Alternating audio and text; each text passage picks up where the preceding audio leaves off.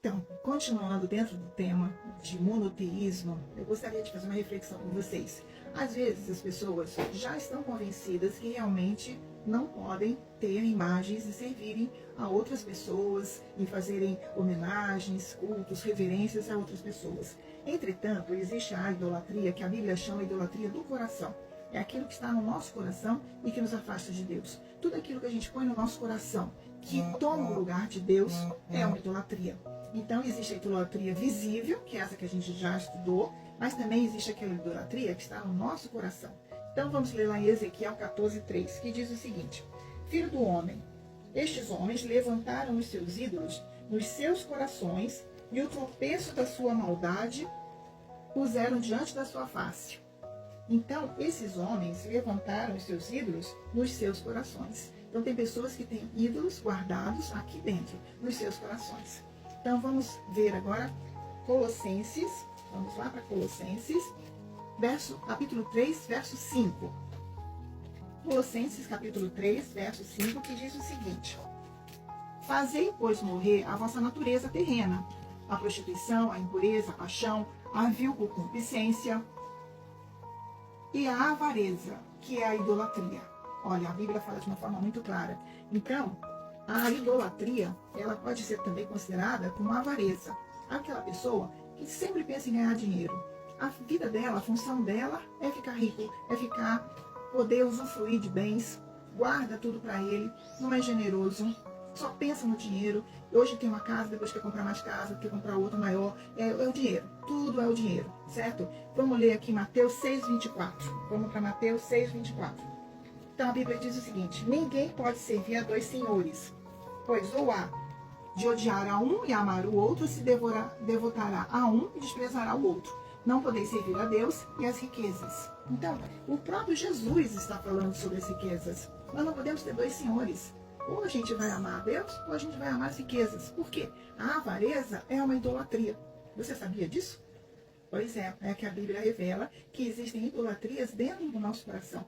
E uma delas é a avareza. Quando a gente se preocupa demais com a nossa profissão, em subir, em galgar cada vez mais, e aí a gente vai esbarrando em tudo. Tem gente que destrói até a própria família, destrói esposa, filhos, tudo para poder se dedicar à carreira e a ganhar mais dinheiro. Então, e esse dinheiro é para si, é para ser o quê? Para que as pessoas possam olhar para ele e falar: nossa, como ele é bem sucedido, como ele é bacana, como ele é inteligente, quanto dinheiro ele tem. E vai ter cheio de amigos, né? Porque geralmente quem tem dinheiro tem sempre aquelas pessoas que ficam circulando em volta, mas que na verdade não são amigos de verdade. Mas o ponto é, a avareza é considerada na Bíblia como uma idolatria. Então a gente tem que tomar cuidado com isso, sondar o nosso coração a respeito disso, certo? Outra idolatria é quando a gente confia demais na gente, quando a gente não dá honras e glórias a Deus. As coisas que a gente conquista, a gente acha que conquistou por conta própria. Porque eu sou bom, porque eu sou maravilhoso, porque é o eu no centro de tudo. Quando tudo gira em torno do seu eu. Você é boa, você é bem sucedido, você é o cara, né? É o mais inteligente, é o mais preparado, é o que realmente está no centro. E a pessoa esquece de se ajoelhar e dar glória a Deus. De se ajoelhar e agradecer a Deus pelas coisas que conquistou. Não fui eu que fiz, foi o Senhor que me ajudou a fazer. Não fui eu que conquistei, o Senhor me capacitou, o Senhor me deu competência, o Senhor me deu inteligência, o Senhor fez com que eu fechasse esse contrato, que ia ser super difícil de eu fechar, mas o Senhor foi lá e pá, me ajudou.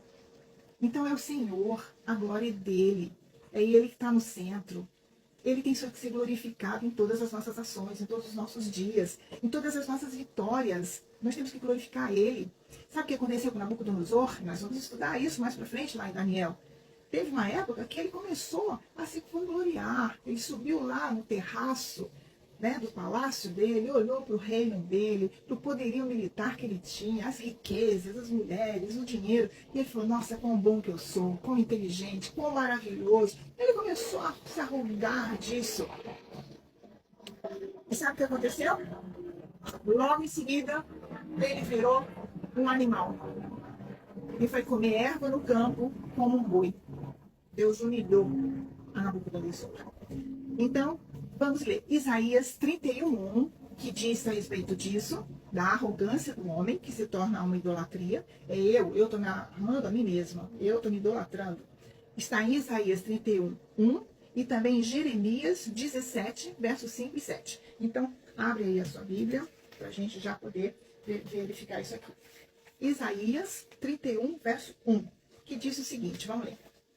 Ai dos que descem ao Egito a buscar socorro, que se estribam em cavalos e têm confiança em carros, porque são muitos, e nos cavaleiros, porque são poderosíssimos, mas não atentam para o Santo de Israel, nem buscam ao Senhor. Ai, que coisa feia, hein? Vamos combinar.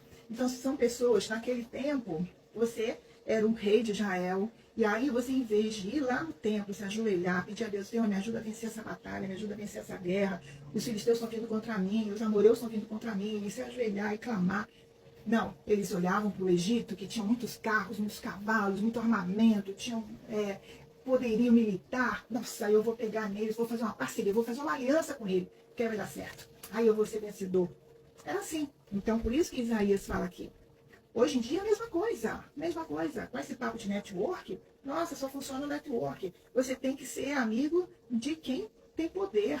Porque se você for amigo dele, você vai conseguir vender, você vai conseguir fechar contrato, você vai conseguir ser o cara, você vai conseguir ser o bom, né? Por quê? Porque ele tem o poder, ele tem os cavalos, ele tem os contatos, ele tem dinheiro, ele tem influência que você precisa.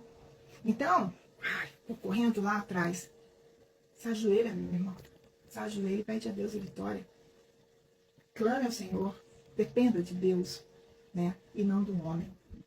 Então vamos para Jeremias. Jeremias 17. Fala coisa linda também.